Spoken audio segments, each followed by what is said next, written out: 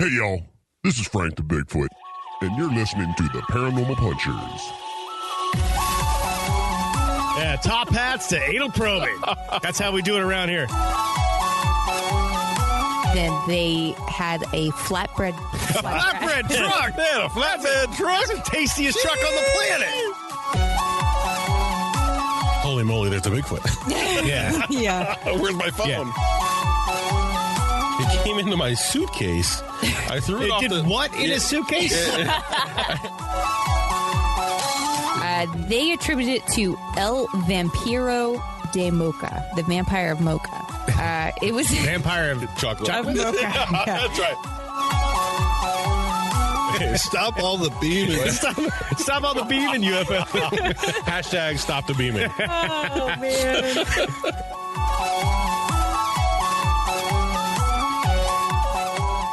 Hey, friends. Welcome to Paranormal Punchers. I'm Mark.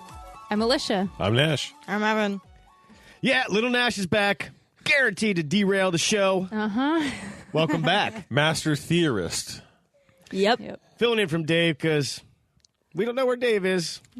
He could still be lost in India. I don't know. Not sure. Yeah, who knows? Who knows? He'll be back, hopefully. He disappeared. Now, That's where he is. yeah. I'm making that up. I know where Dave is. He's back in the States. He's fine. He's fine. Before we get rolling, wait. I would like to tell everybody what the topic is. It's the Albatwitch. Mm-hmm. We went to a festival. We'll tell you all about that festival. Yeah. And what an Albatwitch is. That's right. Before we get there, a few shout-outs. As usual, these are the people that make the show awesome to do. So we heard from Gabrielle E. Last name starts with an E. Your podcast is awesome. So glad I found it. I would like to hear a show about the mysterious disappearance of the Roanoke colony. Is there a link to your Sasquatch? Oh, and then he asked, is there a link to our Sasquatch movie? And I sent it to him, and I hope he enjoyed the heck out of it. The first Paranormal Punchers short film we did where Nikki and Dave went up against Bigfoot. And he's also from Central PA, so maybe one of these times he could come out to one of our events or something that we have if we ever do another event. Yeah, that'd be great. After this experience, who knows?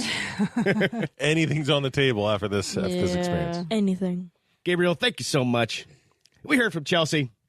She said, new fan, I randomly found your podcast while browsing through Spotify. Spotify, again, pan off. This podcast is life. Gets her through her gym workouts. Thanks, y'all. Oh. All right. Chelsea, thank you for listening. I never thought somebody would be, busting out a workout listening to Paranormal Punchers, but that's wicked cool. You never know. You never know. Just focus on the reps. Concentrate. You'll get there. Maybe. Yeah. Now we heard from Gabriel A. He commented on, we were talking about Bigfoot and Kung Fu. Oh, yeah? Bigfoot foo? Wait till you hear what he has to say. Okay. Here's an idea for your martial arts Bigfoot. Have Frank kidnapped by poachers. He wakes up on the other side of the world in an illegal zoo filled with cryptids. He finds a way to break out of his cage and escapes. But now stranded on the other side of the world, he wanders the mountains. He then stumbles across a tribe of Yeti who followed the ways of the fighting monks, and they teach Frank. During the training, he realizes his purpose. It is to protect other cryptids in the world, and Dragonfoot is born. Oh. I love it. I know, right? I'm like, how can I take that and turn it into like a web comic?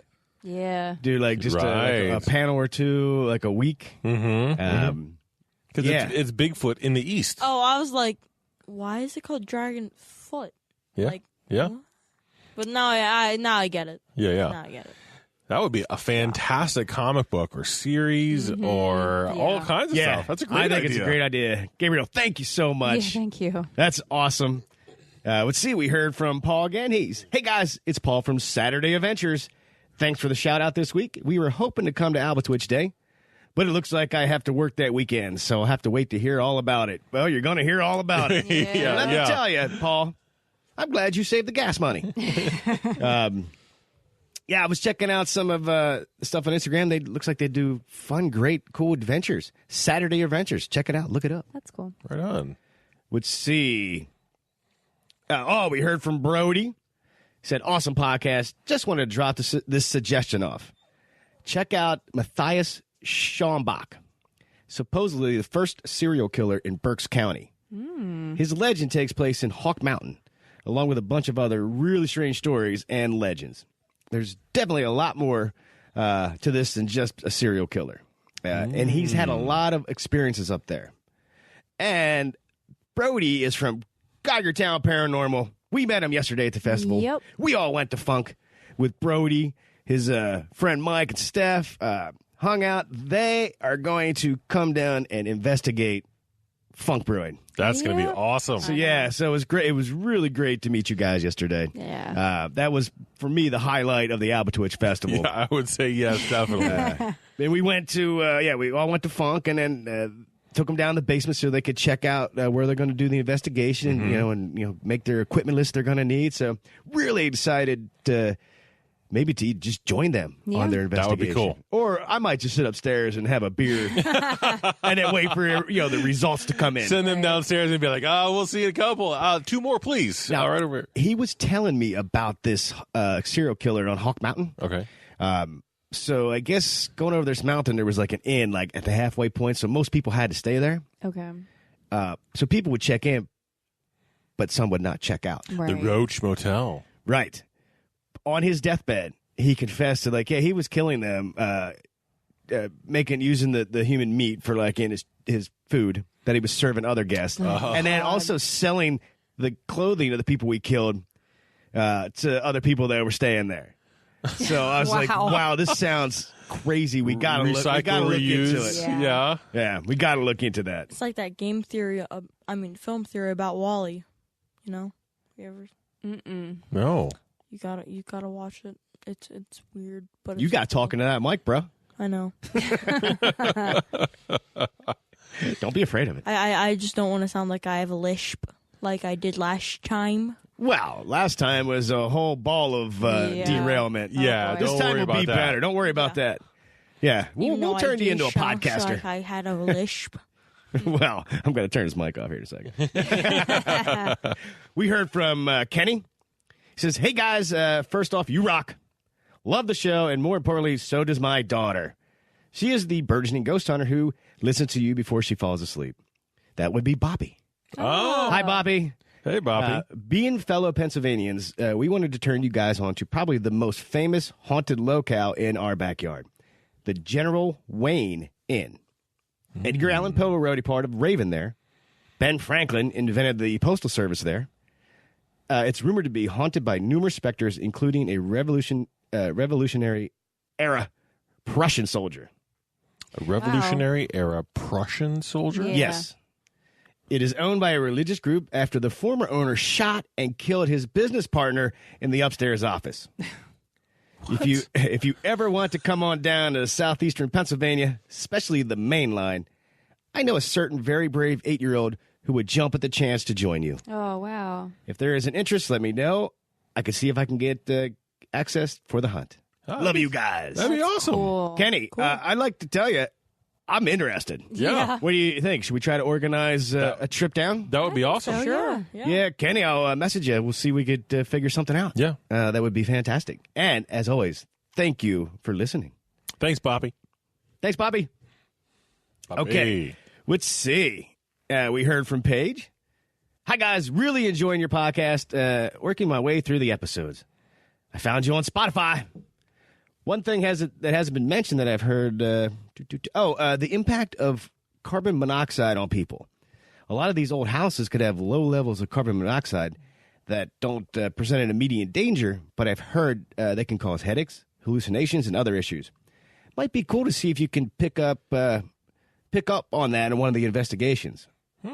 Okay. Yeah, I never ever thought about that. So I didn't think about that either. You're down in down in a basement. It could have like carbon monoxide because we were all talking how we were kind of getting like not a headache, but like pressure. I was Lots having of a pressure. headache for sure. Yeah. But yeah. Yeah. And she has some recommendations. The Otto House and Robert the Doll in Key West. Okay. Her dad was actually a caretaker there long before it became a tourist destination. And And let's see. And he's even mentioned in a book, Most Haunted Historical Places. Okay. And Robert is believed to be the inspiration for the Chucky movies. Really? So it's the Otto House and Robert the Doll in Key West. Okay. We'll definitely have to look that up. I've Yeah. heard of Robert the Doll, but not. Yeah, I haven't. anything else. Yeah, I've can't wait never to heard dig of- in. Yeah. And her second recommendation is the Whaley House in Old Town San Diego. Look, I'm already wanting to move to San Diego anyway. tired of weather out here. Especially when it's rainy and gray Oh for my God. days and days. Yeah, and, And it's, really guess cold. what? It's raining again today. That's right. So Yeah, that sounds super cool. And she says, finally, I have a funny story for you. all right. But you're going to have to wait to the second half of the show. We got her continued. story and a couple others, so thanks for sending in stories. Love it. Thank you so much, everybody, for hitting us up with a message. You could do it on iTunes reviews. You could send something to our Facebook group. I was like, what group? Oh, it's Facebook group. Instagram, Twitter, our website, paranormalpunchers.com. We would love to hear from you. Definitely. Definitely. All right, so moving along here, the Albatwitch Festival. First off, I'll simply say this. An Albatwitch is like a mini Bigfoot. There you Yeah, go. that's There you go. basically Like it. around, 4 foot, covered in 5, hair, yeah. and likes apples. We'll come back to more deets on that. But I would like to tell everybody about the Albatwitch Festival. Okay. We were there. We did meet some cool people. It was pretty dead. Yeah. There The weren't a lot of weather was not what I had hoped for. No. Of course, when is weather ever what you hope for? Right. Right. Exactly. So it started out was raining a little bit, but we got our tent set up, and then it stopped raining. But then the wind gusts were coming through. Right. Yeah. Right. Some of the vendors, their tents were almost picked up off the ground and blown away, like Wizard of Oz style. Yeah. The one vendor, when the tent got picked up a little bit, it knocked over I forget what she was selling, maybe apple pie in a jar. It broke that all over one of the glass jars. So it was really was a heck of a day. Yeah. I think that kept people. I think from it, coming out. I Yeah, think it wasn't inviting at all just to be No. outside. It was But- just cold and wet. Yeah, we met some people that hopefully we might get on the show. Right. Nora, who used to live in a haunted house, wrote a book about it. Yep. And would love to come on the show and tell us about her haunted experiences in this house. That'd be fantastic. Yeah. So we met, I forget his first name, Was but it Ed? Was it Ed? The gentleman who wrote the book, who was like an expert. Yes, he writes That's all Ed. about the local area Yeah. and the stories here. He likes to do tons of research, even debunking some of these stories. Yeah. So when he Yeah. writes his book, it's like as accurate as he could possibly be about the details and the Right. history and things like that. Right. Met somebody that is into Bigfoot. Used to live in Ohio and has a lot of reported out there. Now he lives in this area and he's has some Bigfoot sightings around here. What? And I was like, man, I want to have a Bigfoot sighting. But they'd be great guests. Yeah, that'd be fantastic. And some people grabbed our comic book. yeah. So that was flattering and awesome. What did you guys think? Well, I was pretty much freezing. I didn't have the proper attire. I didn't think it was going to be that cold, but then as the day was going on, I was like, boy, this wind is killing me. But I mean, I had fun talking to a lot of different people. Yeah. But, yeah. I wish that there would have been maybe more foot traffic, but Yeah, It it's was almost if it could have been like inside a nice big convention center or bigger, like, because then the weather's no longer impacts Right. people wanting to come down to it. Yeah, it was a real mix because there were times where it was like, why are we here? Let's go home. Let's pack up. This is terrible. Yeah. But then we met a few really, really nice people. I We know. have people who are really passionate about what they do, and they're going to possibly be great guests. And there could be more down the road where we meet up with them. right. So I mean, it was a mix. Yeah, was a so mix. it paid off in that. Yes. Yeah. It's funny. I saw that we had a tweet, but I didn't notice it till like 2:30ish. Yeah. It was Geigertown Paranormal. It was Brody. Oh, really? It was like 10:45 in the morning. He's like, "So how's the festival? Is it worth coming down to?" But by the time we got to reply, he was literally standing. He's Right. standing right there. So after when you replied, hit send, his phone went off in his pocket right Yeah. next to us. I'm like, "Oh, hi, you must be Brody." Yeah, I mean, I think it was a good thing to be there just for the contacts that we met. Yeah. I mean, we got our name out there. There's a few buttons that went out and stickers and comic books, which is great. And then some of the people that we met, some of the contacts, I think that's going to be great. Yeah, it should be. It was good for that. Right. Yeah. Will I do it next year? I might seek out a different type of Right. convention Yeah, we'll to see. hit up. We'll see. Yeah. Maybe where we could meet more people, things like Yes. that. Yeah. Right. But while we were talking about that the festival was coming up, people kept saying, "What the hell is an Albatwitch?" That's right. Well, we're going to tell you right now. Let's kick this discussion off. All right. This is like Frank Jr. The Albatwitch is a small, slender, 4 to 5 foot tall, ape-like creature that is covered in reddish-brown hair. It has arms and legs that are pretty proportioned to humans, and it has a round head that just sits atop its shoulders, like it doesn't have a neck.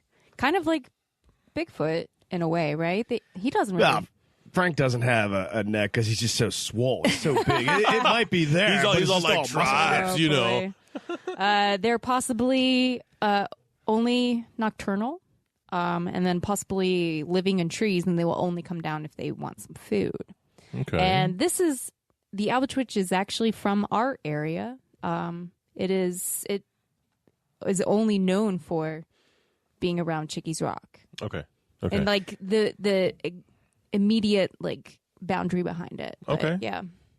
Yeah, and a lot of the legend of this comes from the Susquehannock Indians. Mm-hmm. Like they even would carve images of this on their shields. Yeah. Okay. So it was like almost like scary. Like this was like Almost like a gargoyle kind something. of a thing. Yeah, something in the woods that come and I put it on my shield because he's like Right. a protector of us. Right. So that was cool.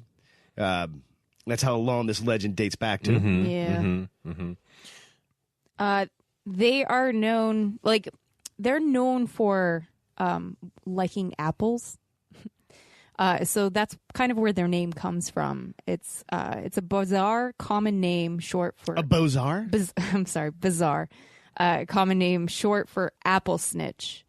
So I think there's probably some German heritage going on as far as that name is concerned.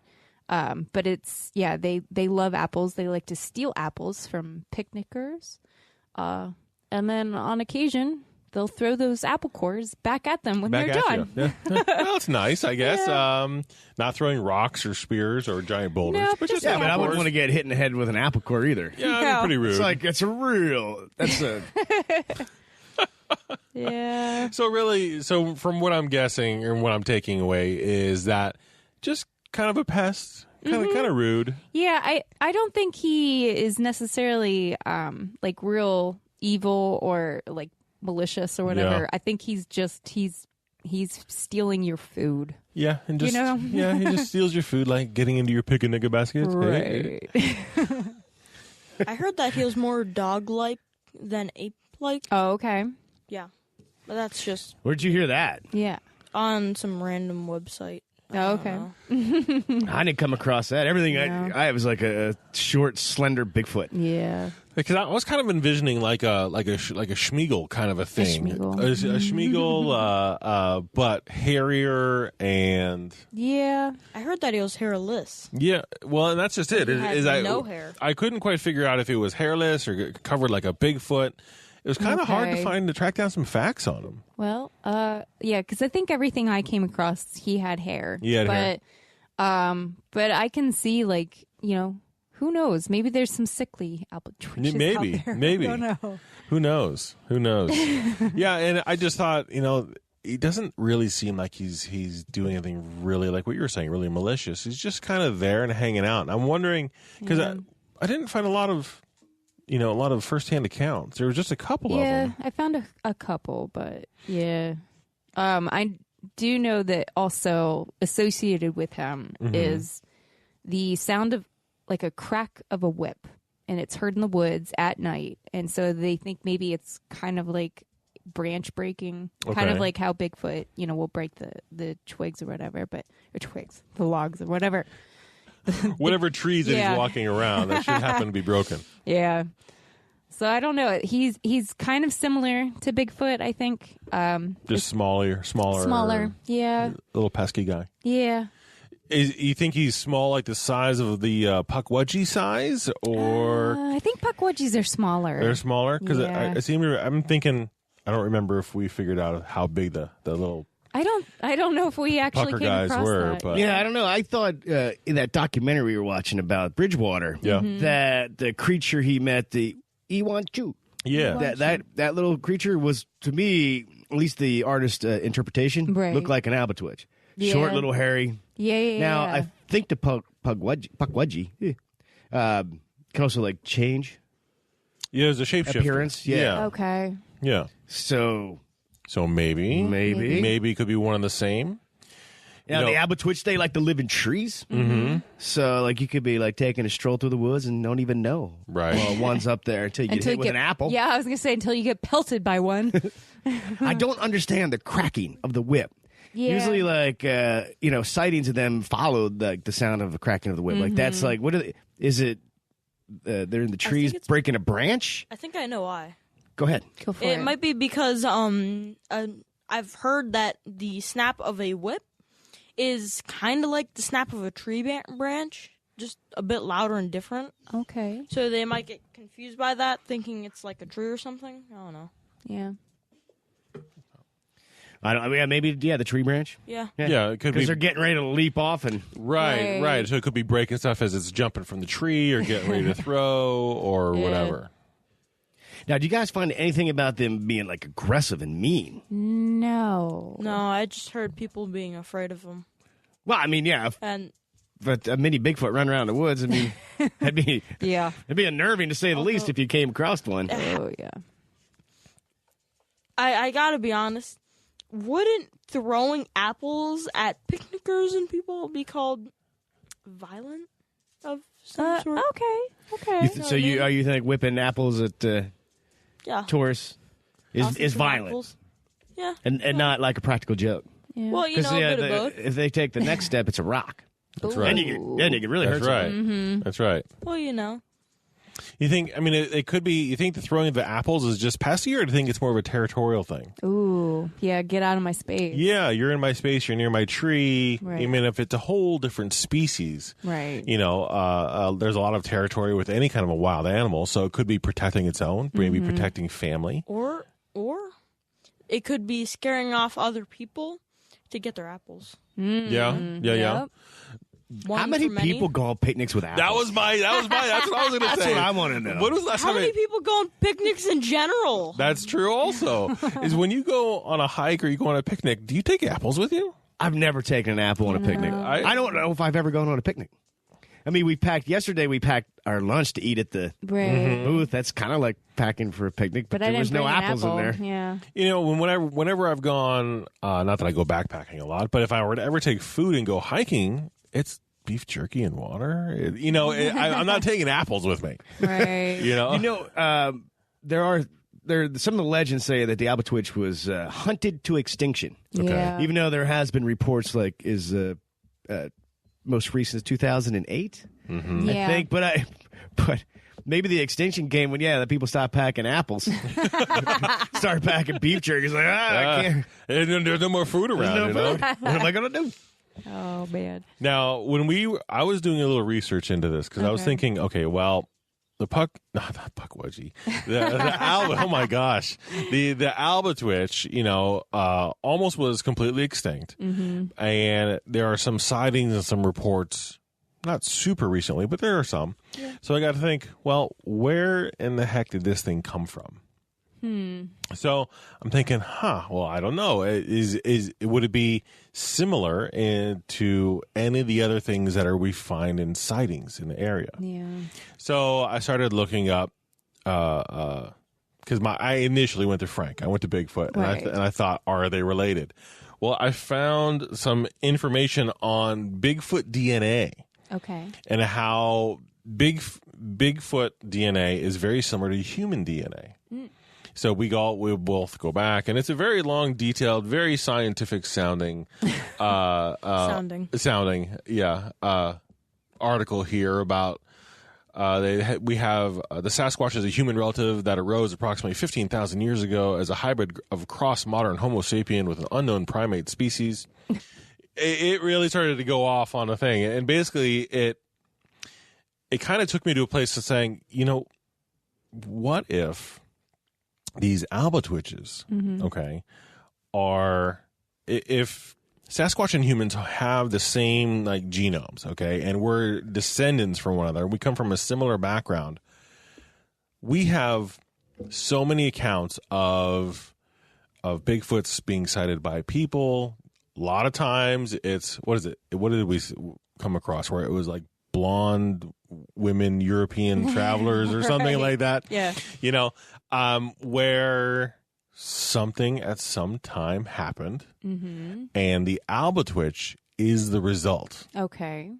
So to where the Sasquatch and the human share DNA and have similar DNA enough to be able to, as crazy as it sounds, to reproduce. Okay. Right? Yeah. Yeah. So I was thinking, well, I was thinking mad scientists and they could be government, thing. But then I thought, no, because this was before all of that. Okay. So I'm thinking maybe back in the day, the Susquehannocks, Oh, yeah. right? Some of them could have been nearsighted. They didn't have glasses back in the day. And they see this gigantic Sasquatch and is not, maybe through natural selection, isn't quite as hairy as everybody else, as the other Sasquatches.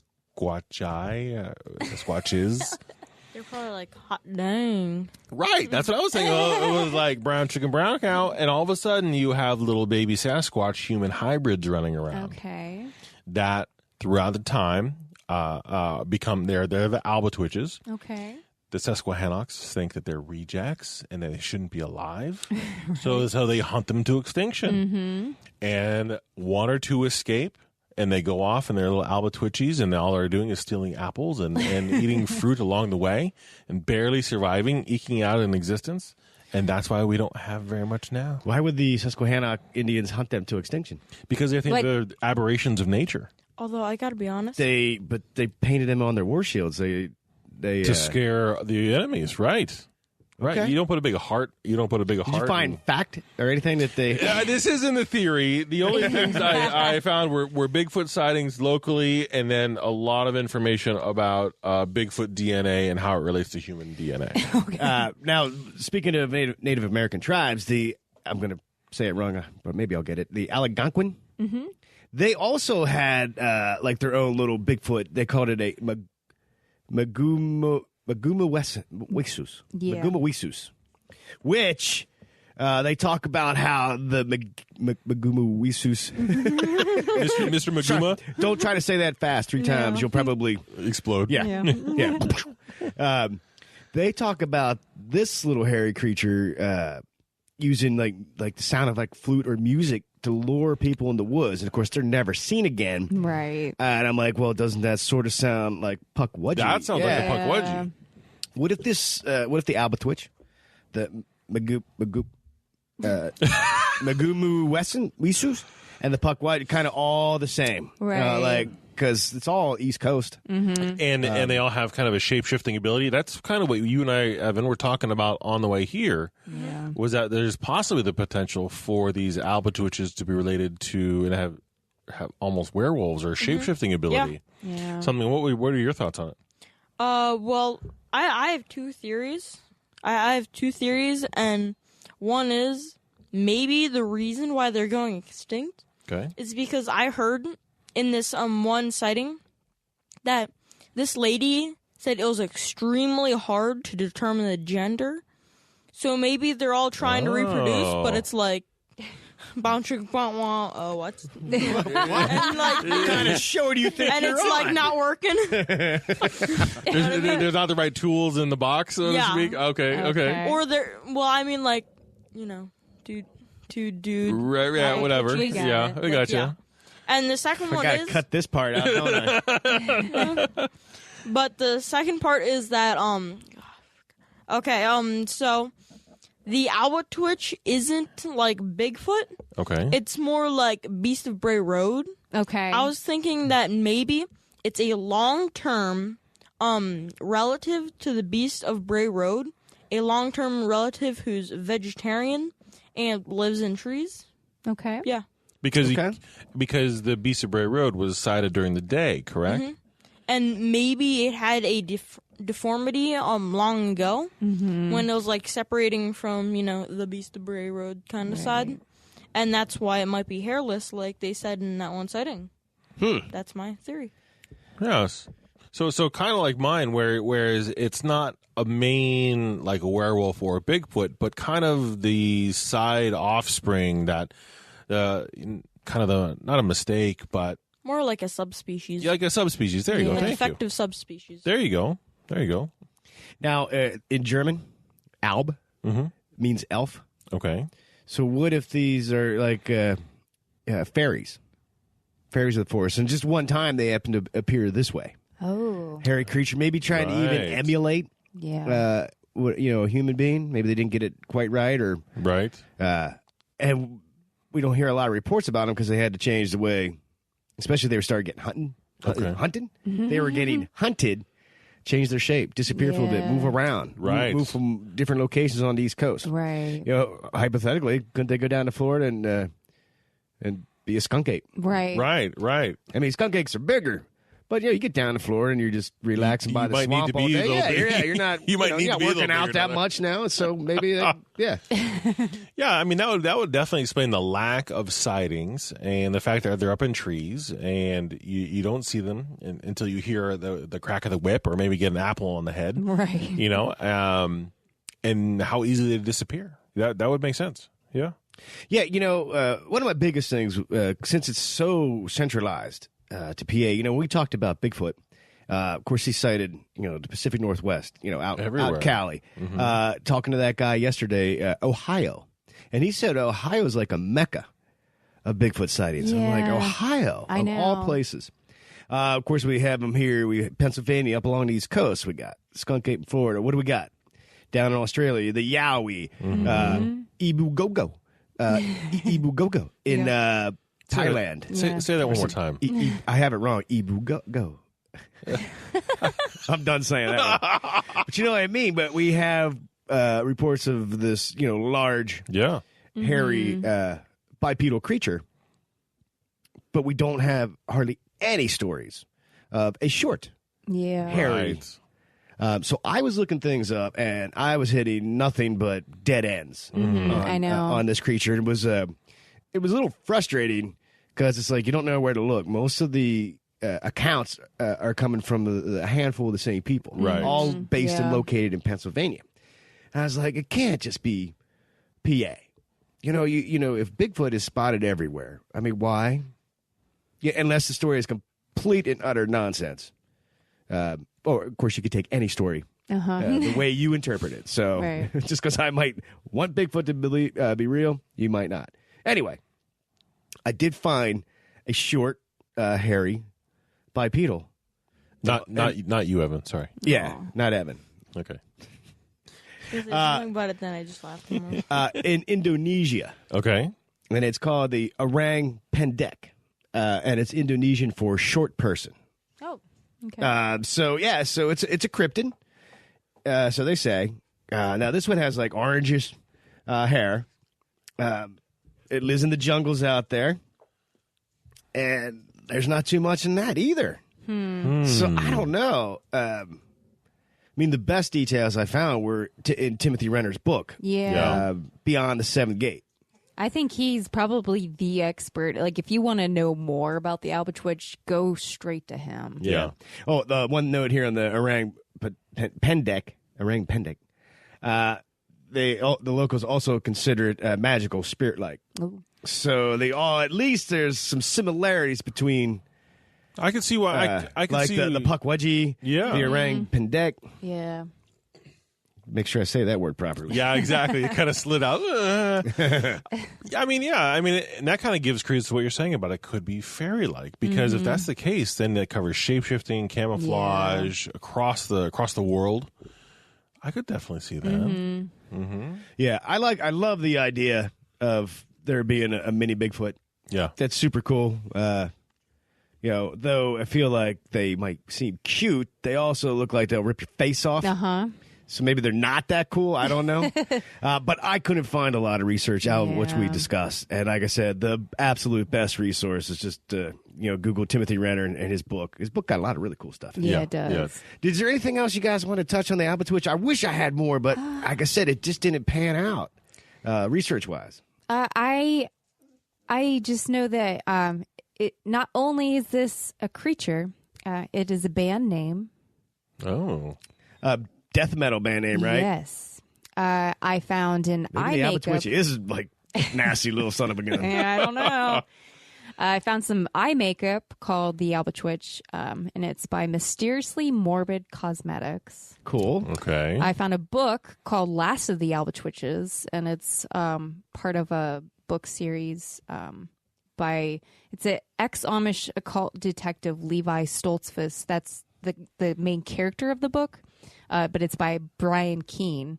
And I was like, well, I kind of want to read this now, but Yeah, definitely. Say that again. It was an ex-Amish. ex-Amish occult detective, Levi Stoltzfus. Oh, that's a packed title right I there. know, right? And then I found one more thing. This was an article I found in 2003. And I'll just read it real quick. It was announced this week that writer-director M. Night Shyamalan's next film will be a period thriller called The Woods. The trades claim the Hush Hush Project takes place in Pennsylvania in 1897 and revolves around a close-knit community that lives with the frightening knowledge that a mythical race of creatures resides in the woods around them. Now, they were speculating in this article, because this is before the movie came out, that it was going to be about the Albatwitch. Okay. Obviously, this is the movie The Village, which... Right. Yeah. Wait. That description Yeah. is for M. Night Shyamalan Ding Dongs. The Village. The Village. Yeah. Interesting, because I thought you were describing like a new movie coming out. No, this is from 2003. So this was before The Village came out, and they were speculating that it was going to be about the Albatwitch because he likes to film in Pennsylvania, and it's going to be taking place in Pennsylvania. So they were like, "Oh my God, it could be this." But anyway, I thought that was kind of The interesting. Village would have been a way better movie if there was know. Albatwitches in it. I'll tell you that. Yeah. So I thought that was kind of cool that they were speculating, but obviously they were very wrong. So.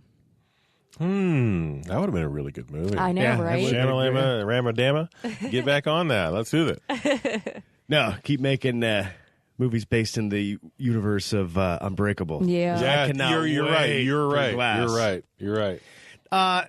Nash, anything else on the Albatwitch? No, I came across the exact same thing. There wasn't a lot there. I mean, that's why I was thinking of it, if it's a Bigfoot human hybrid, well, then that's a whole nother thing. And I was kind of going through saying, could it be aliens? I don't know. Could it be this or that? I was kind of going through my checklist, and I thought, no, I really see it as someone got tanked and saw a Sasquatch, and well, Right. a few martinis later, and then we have the Albatwitch. All right. That's your theory. Yeah. I just thought it was like a crackhead. Like, You thought the Albatwitch is like a crackhead crackhead, yeah. running through the forest? Throwing apples. Growing apples? Throwing apples. All right. Okay, Hey, well, that's another theory, I guess. that'd make a fun little animation. Man, I got nothing for you on the Albatwitch. We let you down this time, Yeah. but it's okay. Like I said, Google Beyond the Seventh Gate. There's some info in there about the little Bigfoot. I'd rather talk about the big Bigfoot, Right. the real deal. You know who else talks about Bigfoot? That would be Living Among Bigfoot, Yes. author Tom Lyons. He has a book series. A new installment drops the 15th of every month. There's right now 9 of them, I think. And Lish, which one are you on? I just finished number 3. It's Mysterious Motives. And so basically this is the third book of the series, and we get a much needed calm down from the craziness and excitement of the second one. I was actually really anxious after reading the second one because I was like, I just don't even know how this is going to progress. So I was happy that he slowed it down, and this guy, he was getting information from people. He was meeting people, trying to find out what it is out there that is stalking him. So one thing that he did come to the conclusion is that there is definitely a government conspiracy to cover up and hide any evidence of these creatures existing. Yeah, so I thought that was kind of interesting, and I can't wait to read the next one. Right on. Living among Bigfoot. I saw a lot of people when you made a post about it on Instagram. People are like loving this series. So there's definitely people checking it out. There's people interested in it. Oh, yeah. Just search it on Amazon or go to paranormalpunchers.com. Click on a little banner I made so it's easy for you to find how to get these books. We're digging them. You'll dig them too. All right. On that note, why don't we take a break? I might have to pop me a cold beer to wash away the Albatwitch and the tangy apple taste of the Albatwitch. We got a couple listener stories here that should be fun to read and discuss. So we'll be right back. Oh, my God. Honey, look. It's Bigfoot. No way. Let's go say hi. Hey, Mr. Bigfoot. What you reading? You can call me Frank, and I'm reading the Paranormal Punchers comic book. Paranormal Punchers? Yeah, it's about a group of podcasters that get themselves in all kinds of paranormal trouble. It's like Scooby-Doo meets the X-Files, and it's hilarious. Sounds great. Where can we get a copy? Just head over to paranormalpunchers.com where you can find a comic book and all kinds of merchandise. Thanks, Mr. Bigfoot. Have a nice day. Thanks, you too. Oh, and look out for that bear. Nash, what is like the one thing that could go wrong on a paranormal investigation? Why, Mark? That's the lack of food. People are putting in their backpack a EMF detector, a flashlight, a digital recorder, but if you forget that snack, your whole evening could be ruined. That's exactly right. So if you head over to mfjerky.com, you can order some delicious beef jerky, and if you use our code SpookyJerky15, you can save 15% on your order, and it's a big savings. That way, when you're out doing an investigation, you're not going to worry about hunger pains. Your stomach's not going to growl and mess up a possible EVP. Right. And like we like to say here, Moses Family Jerky, the best thing to pack on your paranormal or normal adventure.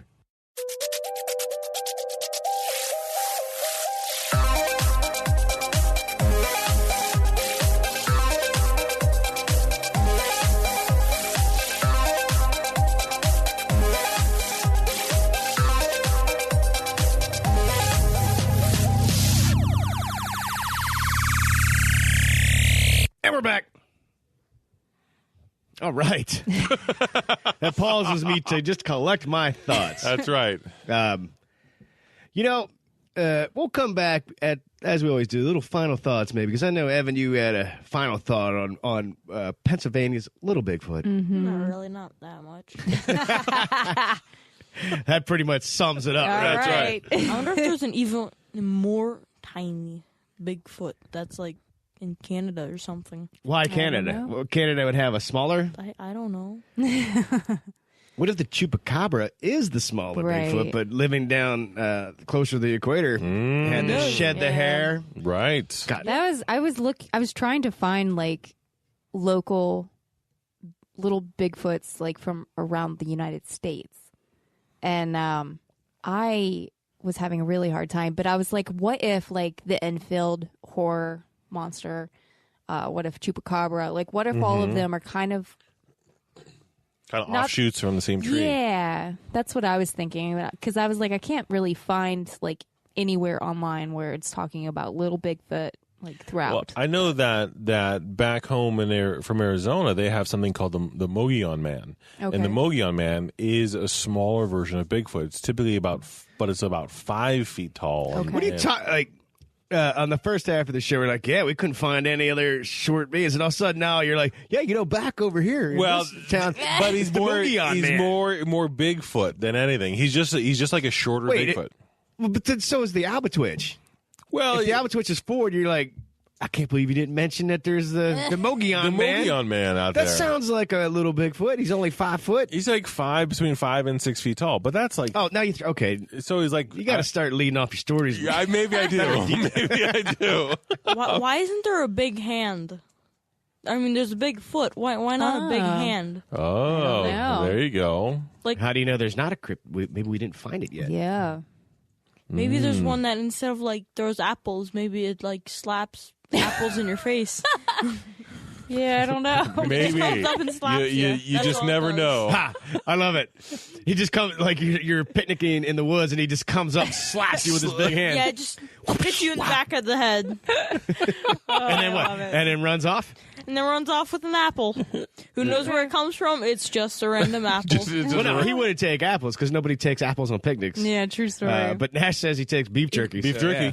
Smacks the beef jerky right out of your mouth and then takes it It from you. might take, like, sandwiches, maybe? Or Yeah. Yeah, you could take your sandwich. pears. It might take pears. Hey, look, you find me somebody takes a pear on their picnic, all right? And I'll give you $100. And I will find you a cryptid that slaps people across the back and takes it. Not canned, not in a little packet. No. A full-on pear. A real pear. A pear, Yeah, yes. okay. Like one of the ones we used to grow in Arizona. Yeah. Yeah. Yeah, okay. Those things were delicious. What was the name of that guy? The Megalo Man? Mongolian man. Mongolian Man. Yeah. The And- Mogion. Mogion. Oh, my Mogion. God. Where is he Mega Man? located? He's in Arizona. He's along the most sightings happen on the Mogion Ridge, which is where they had the Rodeo Chudeskai fire a number of years ago, the biggest one in Arizona. So along that ridge it's heavily pine woods, one of the biggest pinyon pine forests in the country. So there's the sightings of the Mogion Man. That sounds interesting. Yeah. And it wasn't me out there naked. I promise. Yikes. I bet there's no information. I'm sorry, on that. listeners, for that. Yeah, exactly. Do not paint that picture in your head. Or, do. Whatever. Whatever you're into, you never know. You never know. You know what I'm into? I'm into some listener stories. Ooh. So why don't we jump into one here? And this one's kind of has a cryptid vibe, so I'll start with that one. That was probably seriously rude for everybody's ears. Yeah. Doing Yeah. that. Well, This is from Chelsea. My name is Chelsea. I've always been a big cryptid fan, but I am one who doesn't believe something is real until I witness it firsthand. Ooh. When I was 14, my family went on vacation to visit my aunt. She lived in Tavares, Florida. It was a very rich neighborhood, but surrounded by swamps and orange groves. We were staying in a travel trailer she had on the property. That night, my whole family and I heard something huge stomping through the yard. There was no way it could have been a person. I was frozen in fear and could not move. Then it started screaming. This was like nothing I have ever heard in my life. It was very primate, but high-pitched like a woman. It continued for what seemed like an hour. I don't remember when I finally fell asleep, but I probably did out of shock. Yeah, that'd be tough to fall asleep to that. Yeah. Yeah. Yeah. The next morning, we all met in my aunt's house in her kitchen. Everyone was pale and silent. Even the men looked terrified. We talked about it, and everyone heard the same thing and knew it was something huge and unusual. I later went online and listened to some alleged Bigfoot screams and found one that matched exactly what they all heard.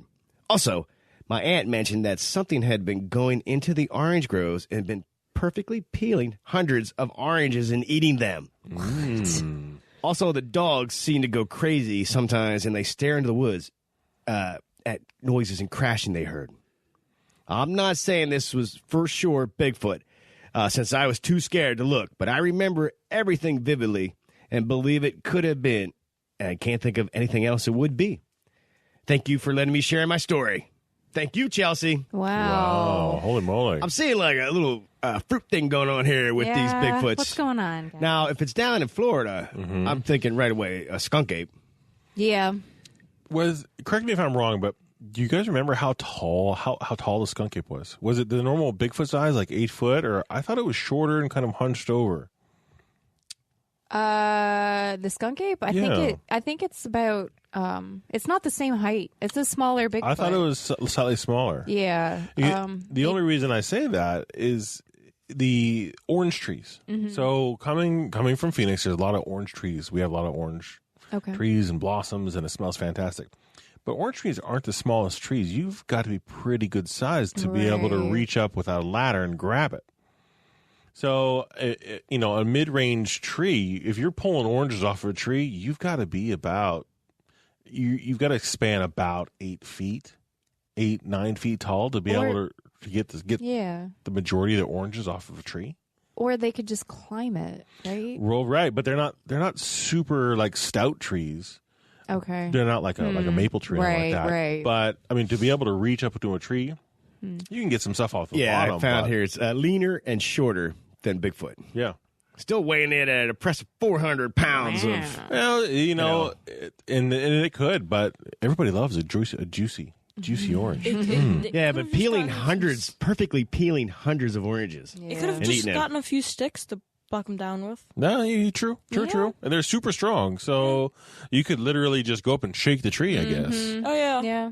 But then it'd be like bent. Tree would be bent. Now, Well- the screaming part, Yeah. I'd find it hard to fall asleep at all. Right. Right. I think I know what that screaming was. A What? Nasquatch. A A Nasquatch? Oh. That's all right. I muted your mic. Nobody heard that. That's right.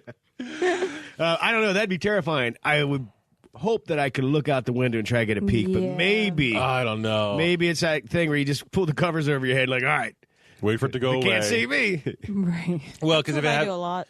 yeah, and if it happened at night, all the lights are out, and as soon as the last thing I would want to do if I hear something screaming right outside is flick on a light and then stick Right. my head in the window. No. Because whatever is screaming is going to see me. Uh-huh. Where if it's dark, I would probably do the same thing. Just pull the covers up. Please go away. Please go away. Put the headphones on. That's right. Crank up some metal. Just something. Please stop screaming. Let me go back to sleep. I bet someone would like bring it on as a challenge, like bring it on, and just like scream even louder and even higher pitched. Oh, boy. That'd be funny. You think why? Because it's Florida? Yeah. They'd be like, bring it on. And that in itself is a reason right there. to pull the covers over your head? Yeah. Yeah. No, it's Florida. That's just what they do down there. Thank you, Chelsea. Lish has one. I do. Go for it. This is from Paige. Finally, I have a funny story for you. You asked for these. Last year, I was a guest at the St. Louis Union Station Hotel. It was an old railroad station that was converted into a hotel. It's a little confusing around there, but very beautiful. It was about 6 a.m, and I was coming back from a workout at the gym. I got a little turned around and saw a man all in black in the totally empty, huge conference area. The man wasn't facing me, so I called out to him. He didn't hear me. I called again and was getting a little anxious at this point. It was still dark outside, and the conference area was feeling extra lonely. I finally caught up to the man, and he turned around as if he didn't hear me calling him. I asked him where the rooms were, and he waved his hands and said he didn't know where I should go. I thought the encounter was really weird. I started to get this feeling that maybe this place was haunted, and I didn't have a real human encounter there. So I mentioned it to the security and asked them if they... So I mentioned it to the security and asked them if they knew anyone by this description. The security guy got a little pale. They said they had heard about ghosts before, but they were very tight-lipped about it. They said they would ask around. No one had heard of his description. They were worried about an intruder or something. I kept wondering, why wouldn't he hear me? Why didn't he know where to go? And the uniform he was wearing didn't sound like a common... And the uniform he was wearing didn't look like a common one either. Well, I didn't sleep well that night. And the next day at breakfast, I ran straight into my ghost. He was a caterer at the hotel, but new and not that familiar. He was there early because he was preparing breakfast. He had a bit of a hearing problem, which is why he couldn't hear me. And so we took a picture together, and this is the first ghost I ever caught on camera. I love it. Yeah. That's great. The story too. You're like, oh man, you ran into a full-bodied apparition Right. person, and no one knows who it is. And fun story. Thank you so much for sharing that. Yeah, definitely. And so we also got a response from Dylan. Dylan in Kentucky. Now, let's refresh real fast. Dylan had a story about blue in the window. Yes. Yep. We had that in the last episode. Yep. Dylan, what's up, dude? Yeah. So Dylan writes, says, "Sup, guys?" Dylan from Kentucky again. Just listen to the podcast. Great stuff. Loved hearing about the investigation, and thanks for putting my story on the podcast. He says, "Now, a few corrections. The young lady was over. Wasn't his girlfriend, just a friend. The fiance is not going to be is going to be a little upset, but I hope that she'll be able to get over it. We were just poking fun. Now, the friend that came over did, of course, maybe like Dylan a little bit, but her best friend is who Dylan's fiance is now. Oh, okay. Yeah, so there could be some troubled waters there, but all is working out the way it should. But I'll tell you more on Blue now as a reward for telling my story. It says, I have personally never seen Blue, but others have. My fiance was over one night for a Halloween party that same year. We were all outside, and she randomly had looked in my window that led to my room and seen him floating, but had no bottom. This was never told until he shared the story with us, and we actually read it on the air. So our telling that story spurred on a few more people that had very similar scenarios. Another was once I was telling my brother about what happened with my friend that tore out of the driveway, and he just laughed and started calling Blue names like Blue's a bitch, and sorry about the swearing. He says, do something, show me you're here, and blah, blah, blah. It's kind of smack talking Blue. I asked him to please don't provoke Blue because you don't have to live here and deal with the repercussions. And we were standing in a den with a fireplace with wood stacked up, and it didn't want to have any issues, with Blue. So he says, well, after my brother called Blue some names and whatnot, the stacked fire, something knocked over the stacked firewood, but didn't fall like you would expect. Just kind of exploded towards us. So Blue got into the wood and just exploded the wood, flying shards in the whole 9 yards. He definitely believed in Blue after that. The next one is what Dylan says is the scariest of all. We had a family friend stay with us. His name is Mike. Mike had gotten up early one morning and seen my brother Tyler walk across the living room, through the next kitchen and into his room. Mike followed to talk to Tyler since he was up and went to his room and opened the door. No one was there. Mike went to bed and tried not to think about it. Later that afternoon, Tyler had come home, and Mike asked him about it, and Tyler said he hadn't been home that night and just got home from hanging out with his friends all night long. He's like, what do you think? Doppelganger? Is he kind of imitating Tyler? And from what he's read, a blue spirit is a demon, but I don't believe that. Just because he never hurt no one. Just because he never hurt anyone, just wanted presence to be known. Again, sorry for the long post, and feel free to share these stories on the podcast too. Awesome. I definitely could see that as a doppelganger. Yeah, I mean, if you see your friend, walking around and he's not even there, right? I mean, what else is it? Right. Yeah, exactly. I mean, a demon. Yeah. Doing some demon stuff.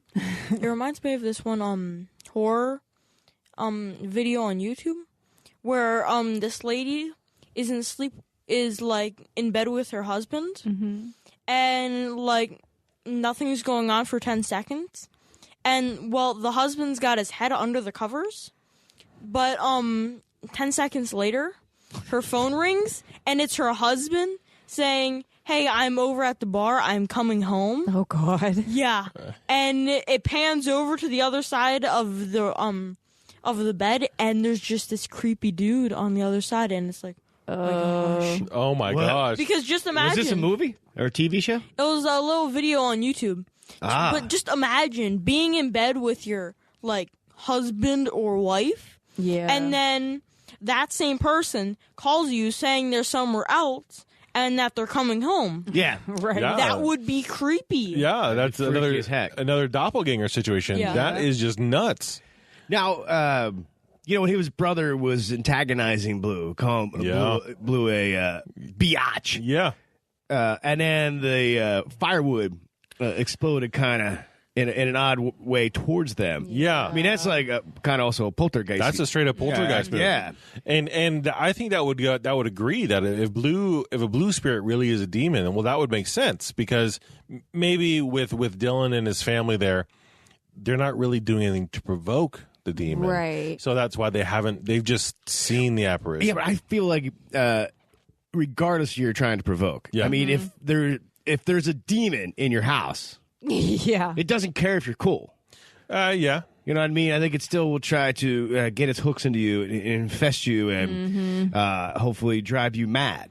But don't you think demons have like off times also? No. You don't think so?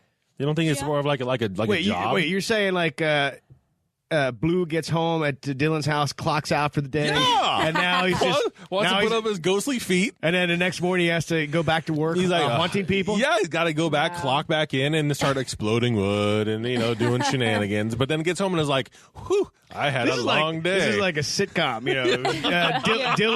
Dylan in the Blue. You're watching Dylan and the Blue, sponsored by Moses Family Jerky.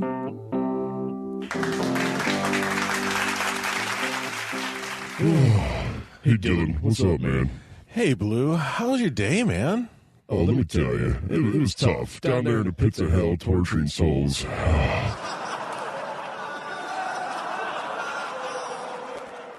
Some days I just want to quit my job and be a painter. Like an artist. There's beautiful things in the world, bro. I'm feeling that. There are some days. I mean, today I was working on this file today, and it was impossible. I was beating my head against the wall trying to figure it out, and I'm taking calls all day long. I'm just done. I just need a beer. Yeah, I need a beer too. Let me go over here to the refrigerator. Hey, there's only one beer in here. I put a 6-pack in here last night, bro. Sorry about that, man. I'm gonna put an ad in for a new roommate. This is just getting out of control. What are you talking about? Look, see this peanut butter jar? Yeah. What's it say? B for blue. Look how low it is. I haven't eaten it, so you've been eating my peanut butter. I'll promise. I'll get you some more. I'm so sorry about that. But I got to tell you, you're not perfect too. I mean, Wait, I'm not perfect? Oh, we're going there. Oh, well, let me count. Let's see. Number one, how many days has that pair of socks been laying on the floor over there? 5. I'll tell you, it's 5. Not as long as those dishes you've been leaving in the sink. They've been there for a long time, and they're stinking the place up. Well, we have to share the chores. The dishes. I'm sorry. I had a bad day. I'm not really I get angry. that.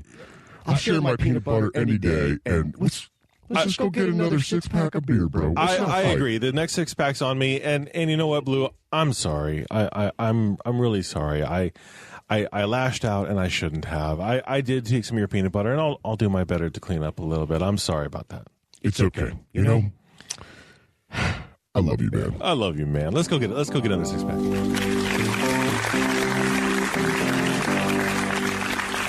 And that is Dylan in the Blue. The new hit show here on Paranormal Punchers. I was hoping you'd say, like, oh, good, you forgive me? Well, now I gotta spoop you. That's right. That's right. I never in a million years imagined Dylan's story would prompt us to ad-lib a whole new show. Thanks, Dylan. Yeah. Wow. Man, for me, I want to end this show on that ridiculousness. That was pretty awesome. That was pretty awesome. I had a good time. I felt like we didn't bring you the deets on Albatwitch, but hopefully we entertained you. Yeah. Like I said, go look it up. There's more information about Pennsylvania's little Bigfoot out there. Mm-hmm. Anything else, Alicia? I think you covered it, babe. And when it comes to things happening in Pennsylvania, there's so much happening out there, and there's a lot of details about a lot of things. And I feel the same way. We did our best to find as much as we could on the Albatwitch. It was a tough subject, but there's a lot of things happening here in PA, and we'll tell you about them. We'll talk about it. Not just Pennsylvania, everywhere, all over the world. That's right. But after meeting Brody and hearing about Hawk Mountain, that went higher on my list. Is it Hawk or Hulk? Hawk. Hawk Like Mountain? the bird. Hulk? Smash Mountain? No, Hawk. Like the bird. Like the bird? Yeah. Okay. Sorry about that. I thought it was hunk. Hunk Mountain. Hawk Mountain. Mm, That's a whole nother that's a different mountain too. All right. Any final thoughts for you, Evan? No. Well, there you go. Well, as Remember, always, what? I don't have you're a still talking? Just remember, I don't have a lisp in real life. Just remember. Oh my god. You worry too much, man. It's a podcast. That's right. As always, go to paranormalpunchers.com. More information about us, ways to connect with us. We love hearing from you. You're amazing. And Alicia, remember, if it's not weird, It's not worth checking out.